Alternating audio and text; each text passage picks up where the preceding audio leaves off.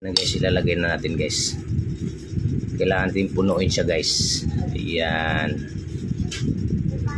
Siksik siya guys. Ayan guys, parang buong ano na naman siya, bangos guys eh. So ngayon, pipirituhin na lang natin yan. Pero lagyan muna natin siya ng ano,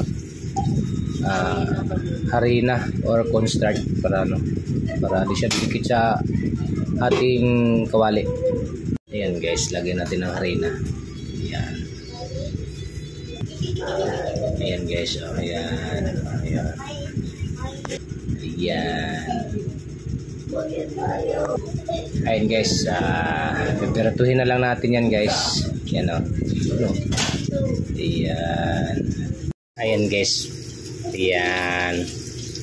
Pinipirito na natin yung ating lerhi ng bangos. Ayan guys, ang finished product guys. Oh, ayan o guys. Ayan na guys. Oh. So tikman natin ito mamaya kung anong lasa nito guys. Ayan guys.